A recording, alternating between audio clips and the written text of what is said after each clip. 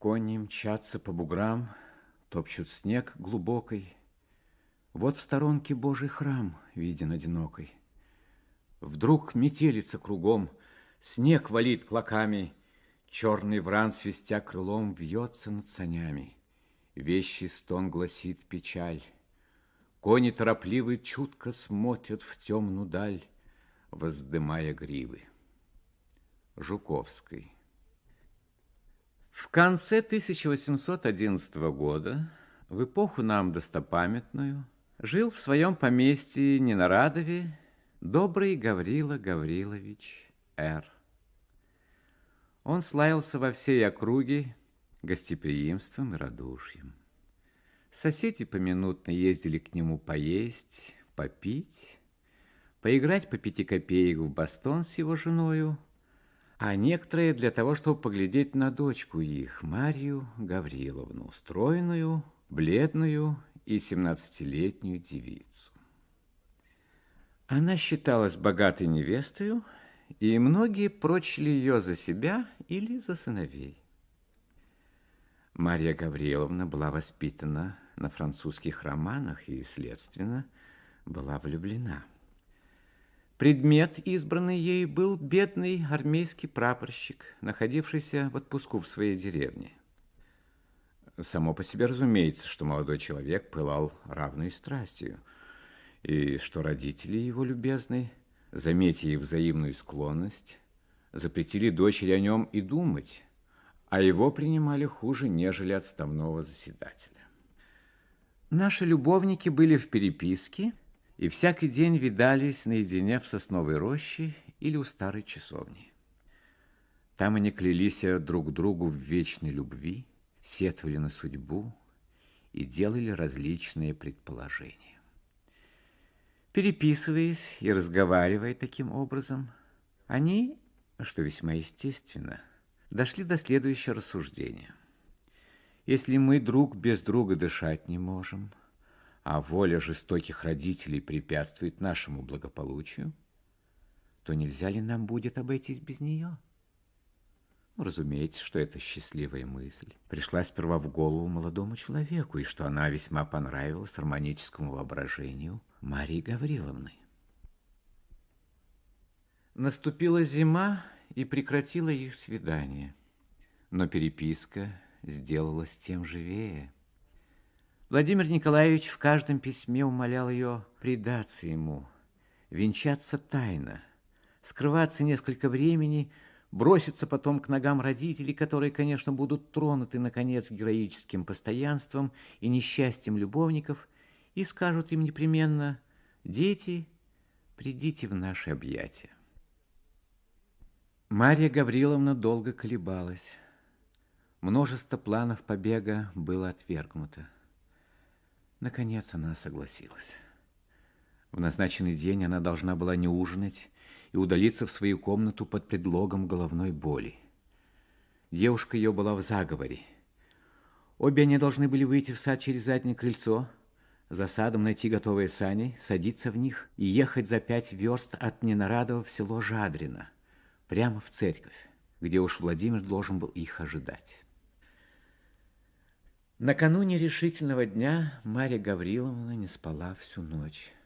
Она укладывалась, увязывала белье и платье, написала длинное письмо к одной чувствительной барышне ее подруги, другой к своим родителям. Она прощалась с ними в самых трогательных выражениях, извиняла свой проступок неодолимой силой и страсти и оканчивала тем, что блаженнейшую минуту жизни почтет она ту, когда позволено будет ей броситься к ногам дорожайших ее родителей. Запечатав оба письма тульской печаткой, на которой изображены были 2 пылающие сердца с приличной надписью, она бросилась на постель перед самым рассветом и задремала. Но и тут ужасные мечтания поминутно ее пробуждали. То казалось ей, что в самую минуту, как она садилась в сани, чтобы ехать венчаться, отец ее останавливал ее, с мучительной быстротой тащил ее по снегу и бросал в темное бездонное подземелье. И она летела стремглав с неизъяснимым, замиранием сердца. То видела она Владимира, лежащего на траве, бледного, окровавленного. Он, умирая, молил ее пронзительным голосом поспешить с ним обвенчаться. Другие безобразные, бессмысленные видения неслись перед нею одно за другим. Наконец она встала, бледнее обыкновенного и с непритворной головной болью. Отец и мать заметили ее беспокойство, их нежная заботливость и беспрестанные вопросы: «Что с тобой, Маша? Не больна ли ты, Маша?» раздирали ее сердце. Она старалась их успокоить, казаться веселою, и не могла. Наступил вечер. Мысль, что уже в последний раз провожает она день посреди своего семейства, стесняла ее сердце. Она была чуть жива. Она втайне прощалась со всеми особами, со всеми предметами ее окружавшими. Подали ужинать.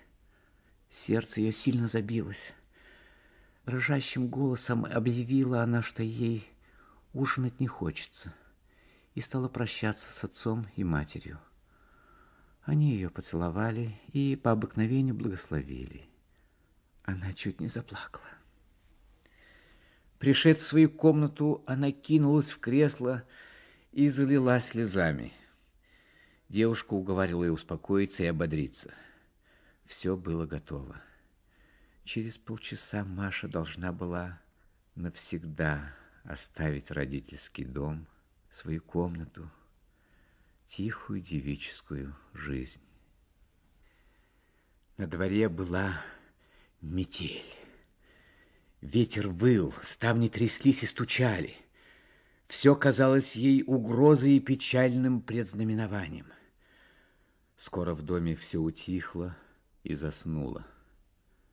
Маша окутала шалью, надела теплый капот, взяла в руки шкатулку свою и вышла на заднее крыльцо. Служанка несла за ней 2 узла. Они сошли в сад. Метель не утихала. Ветер дул навстречу, как будто сились остановить молодую преступницу. Они на силу дошли до конца сада. На дороге сани дожидались их. Лошади, прозябнув, не стояли на месте. Кучер Владимира расхаживал перед оглоблями, удерживая ретивых. Он помог барышне и ее девушке усесться и уложить узлы и шкатулку, взял вожжи, и лошади полетели. Поручив барышню попечению судьбы и искусству тережки кучера, обратимся к молодому нашему любовнику. Целый день Владимир был в разъезде. Утром он был у жадринского священника, на силу с ним уговорился. Потом поехал искать свидетелей между соседними помещиками. Первый, к кому явился он, отставной 40-летний корнет Дравин, согласился с охотою. Это приключение, уверял он, напоминало ему прежнее время и гусарские проказы. Он уговорил Владимира остаться у него отобедать и уверил его, что за другими 2 свидетелями дело не станет.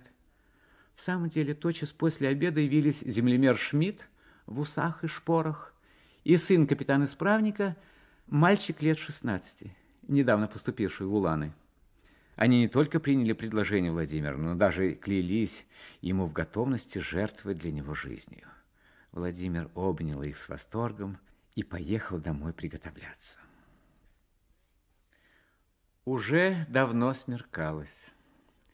Он отправил своего надежного Тережку в Ненарадово с своей тройкою и с подробным обстоятельным наказом, а для себя велел заложить маленькие сани в одну лошадь, и один без кучера отправился в Жадрино, куда часа через 2 должна была приехать и Марья Гавриловна. Дорога была ему знакома, а езды всего 20 минут. Но едва Владимир выехал за околицу в поле, как поднялся ветер, и сделалась такая метель, что он ничего не взвидел. В 1 минуту дорогу занесло. Окрестность исчезла во мгле мутной и желтоватой, сквозь которую летели белые хлопья снегу. Небо слилось с землею. Владимир очутился в поле и напрасно хотел снова попасть на дорогу. Лошадь ступала на удачу, и поминутно то въезжала на сугроб, то проваливалась в яму.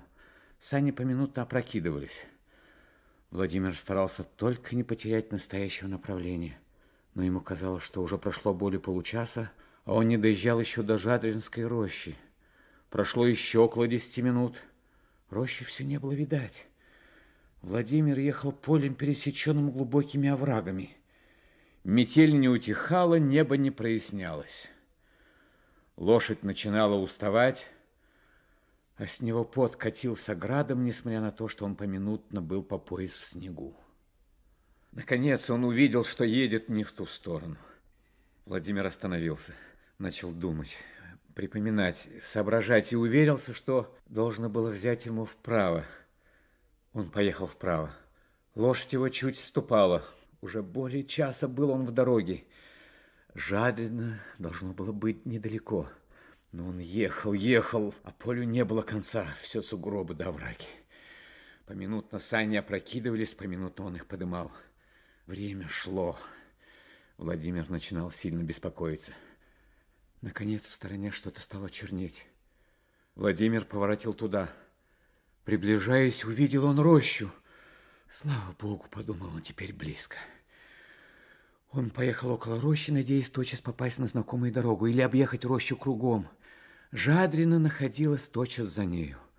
Скоро нашел он дорогу и въехал во мрак дерев, обнаженных зимою.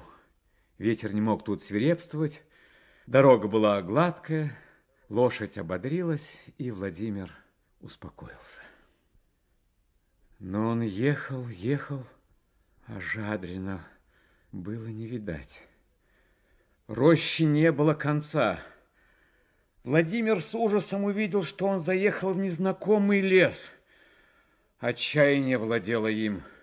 Он ударил по лошади, бедное животное пошло было рысью, но скоро стало приставать, и через четверть часа пошло шагом, несмотря на все усилия несчастного Владимира. Мало-помалу деревья начали редеть, и Владимир выехал из лесу. Жадрино было не видать. Должно было быть около полуночи. Слезы брызнули из глаз его. Он поехал на удачу. Погода утихла, тучи расходились. Перед ним лежала равнина, усланная белым волнистым ковром. Ночь была довольно ясна. Он увидел невдалеке деревушку, состоящую из 4 или 5 дворов. Владимир поехал к ней. У первой избушки он выпрыгнул из саней, подбежал к окну и стал стучаться. Через несколько минут деревянный ставень поднялся, и старик высунул свою седую бороду. Что тебе надо? Далеко ли Жадрино? Жадрино-то далеко ли? Да, далеко ли? Недалече. Верст 10 будет. При сём ответе Владимир схватил себя за волосы и остался недвижим, как человек, приговоренный к смерти. «Отколя ты?» — продолжал старик. Владимир не имел духа отвечать на вопросы.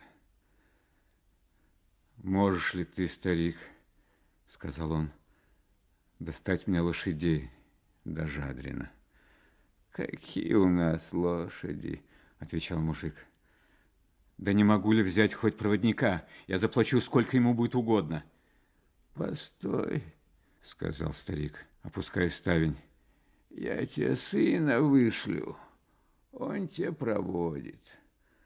Владимир стал дожидаться. Не прошло минуты, он опять начал стучаться.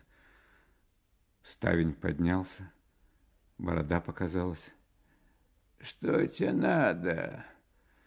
«Что ж твой сын?» «Сейчас выйдет, обувается. Али ты прозяб, взойди погреться». «Благодарю. Высылай скорее сына». Ворота заскрипели. Парень вышел с дубиной и пошел вперед, то указывая, то отыскивая дорогу, занесенную снеговыми сугробами. «Который час?» спросил его Владимир. Да уж скоро рассвенет, отвечал молодой мужик. Владимир не говорил уже ни слова. Пели петухи, и было уже светло, когда достигли они Жадрина. Церковь была заперта. Владимир заплатил проводнику и поехал на двор к священнику. На дворе тройки его не было. Какое известие ожидало его? Но возвратимся к добрым ненарадовским помещикам и посмотрим, что-то у них делается. А ничего. Старики проснулись и вышли в гостиную. Гаврила Гаврилович в колпаке и в байковой куртке, Прасковья Петровна в шлафроке на вате. Подали самовар, и Гаврила Гаврилович послал девчонку узнать от Марьи Гавриловны, каково ее здоровье и как она почивала.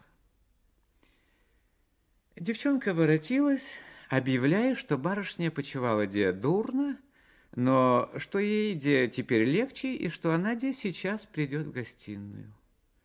В самом деле дверь отворилась, и Марья Гавриловна подошла здороваться с папенькой и с маменькой. «Что твоя голова, Маша?» – спросил Гаврила Гаврилович. «Лучше, папенька», – отвечала Маша. «Ты, верно, Маша, вчерась угорела», – сказала Прасковья Петровна. «Может быть, маменька», – отвечала Маша. День прошел благополучно, но в ночь Маша занемогла. Послали в город за лекарем. Он приехал к вечеру и нашел больную в бреду. Открылась сильная горячка, и бедная больная 2 недели находилась у края гроба.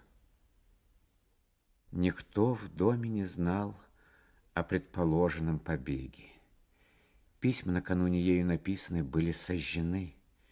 Ее горничная никому ни о чем не говорила, опасаясь гнева господ. Священник, отставной корнет, усастый землемер и маленький улан были скромны и недаром. Терешка-кучер никогда ничего лишнего не высказывал даже и во хмелю. Таким образом, тайна была сохранена более чем полудюжину из заговорщиков. Но Марья Гавриловна сама в беспрестанном бреду высказывала свою тайну.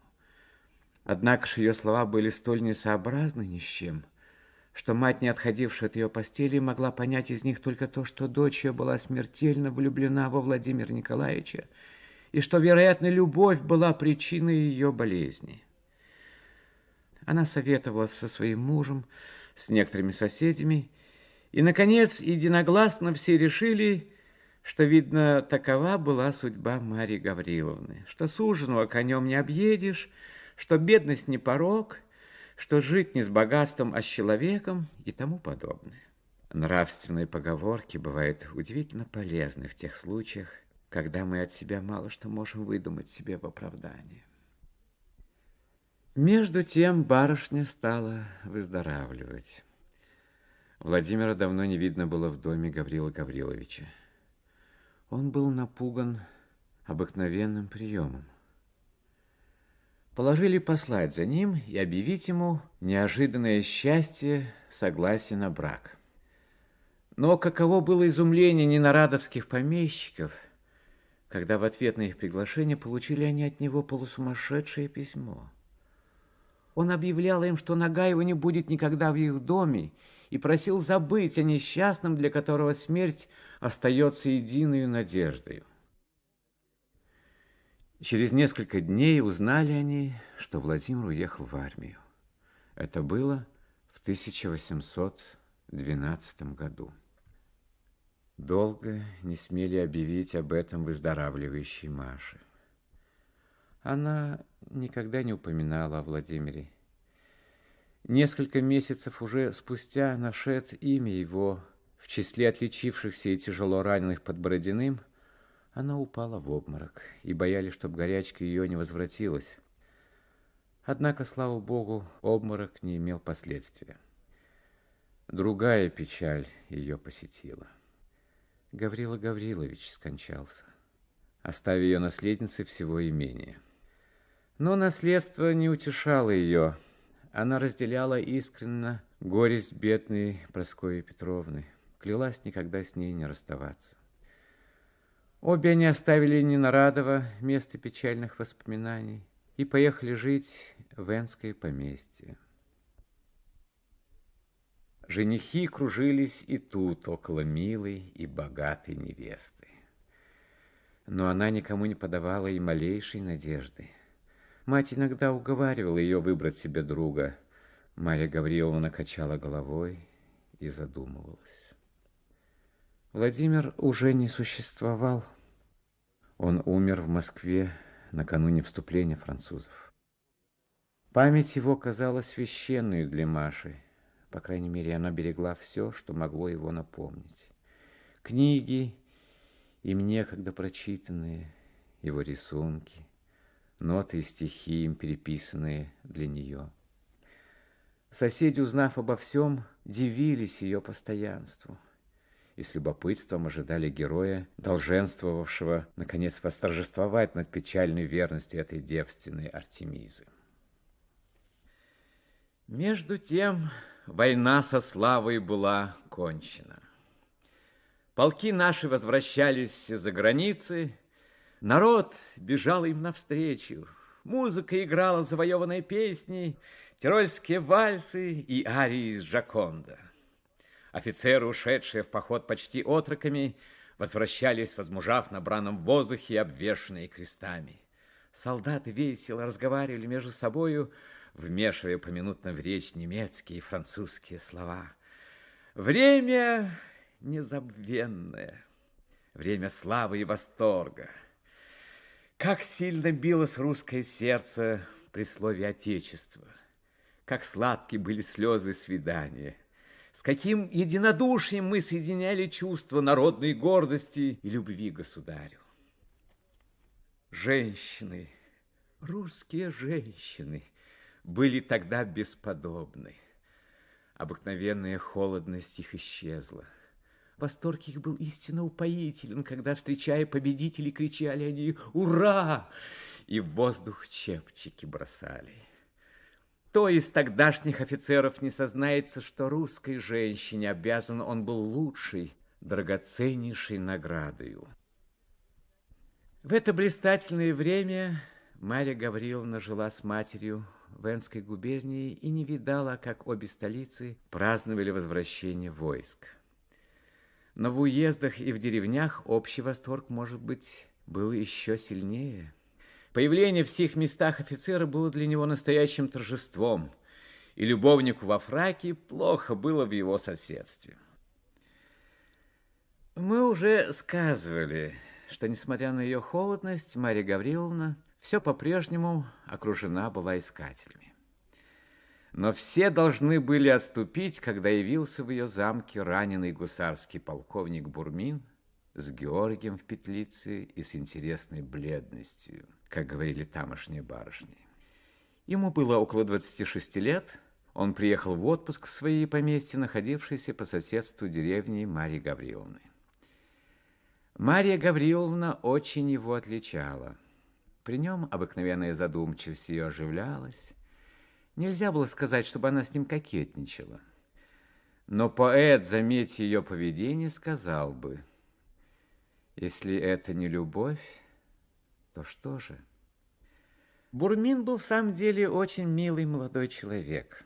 Он имел именно тот ум, который нравится женщинам. Ум приличия и наблюдения, без всяких притязаний и беспечно насмешливый.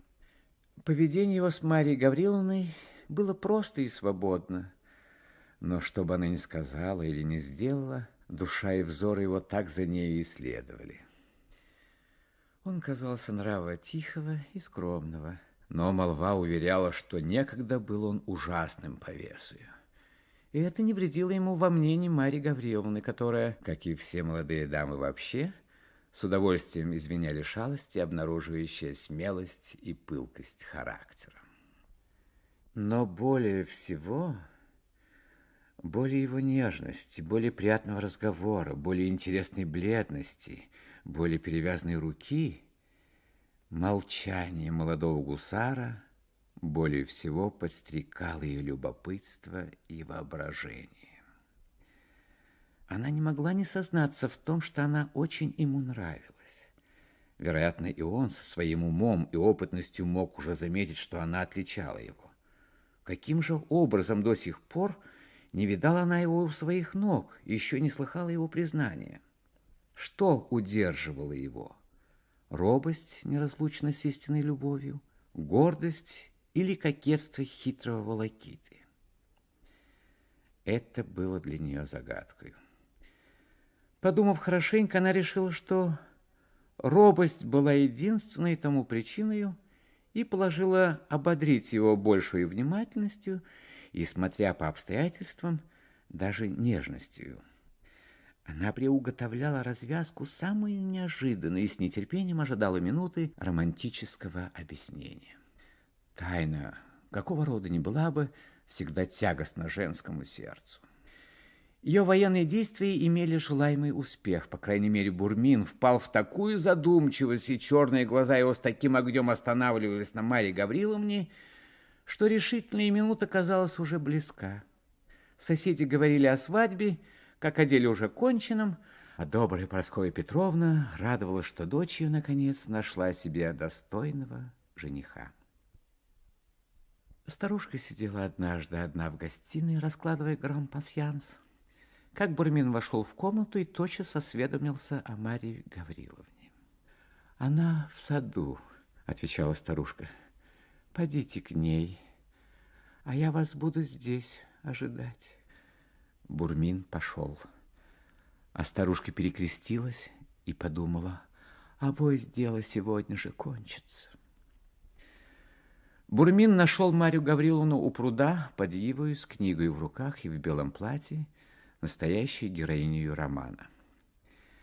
После первых вопросов Марья Гавриловна нарочно перестала поддерживать разговор, усиливая таким образом взаимное замешательство, от которого можно было избавиться разве только внезапным и решительным объяснением. Так и случилось.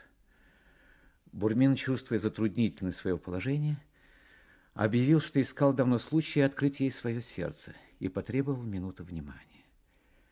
Марья Гавриловна закрыла книгу и потупила глаза в знак согласия.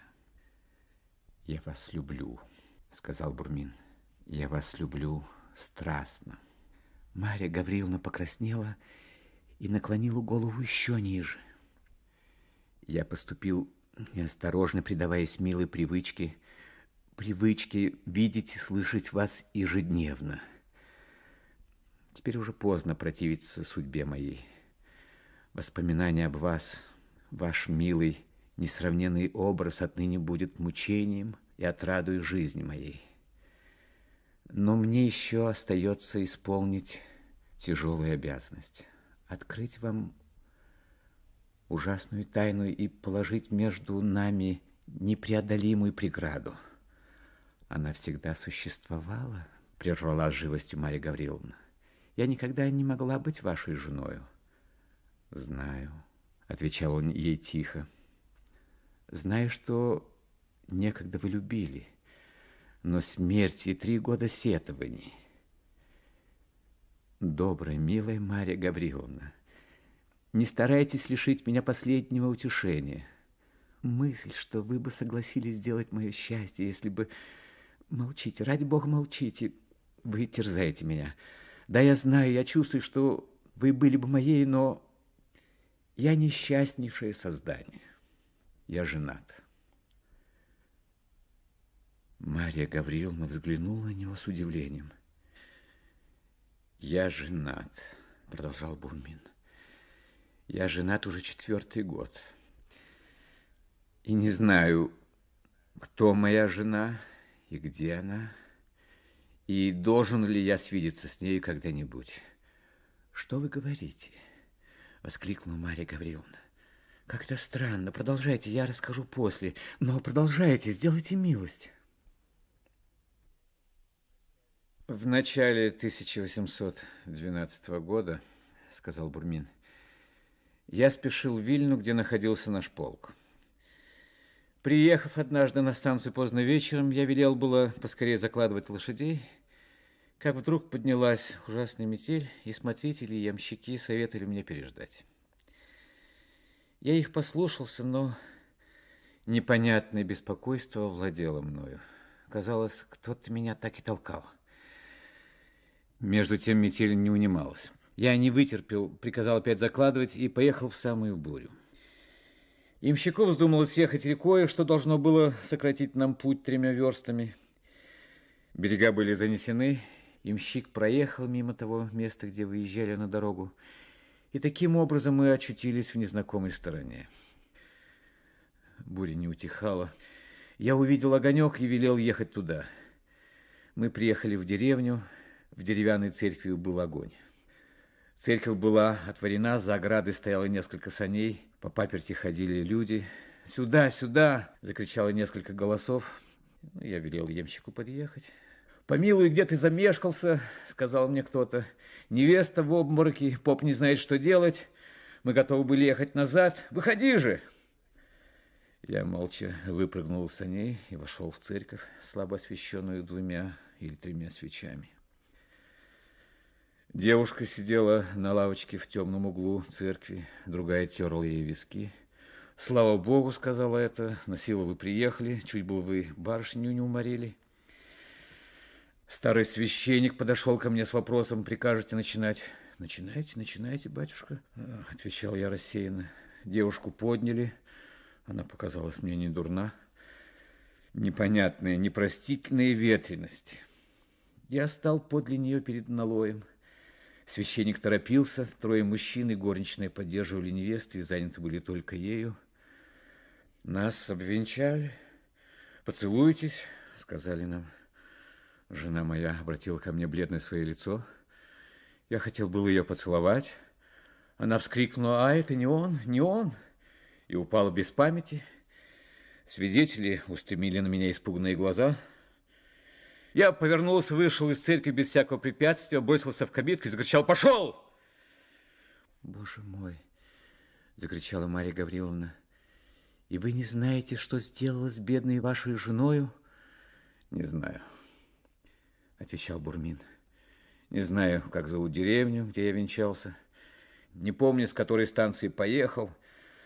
В то время я так мало полагал важности преступной моей проказе, что, отъехав от церкви, заснул и проснулся на другой день поутру на 3-й уже станции. Слуга, бывший тогда со мною, умер в походе, так что я не имею и надежды отыскать ту, над которой подшутил я так жестоко, и которая теперь так жестоко отомщена».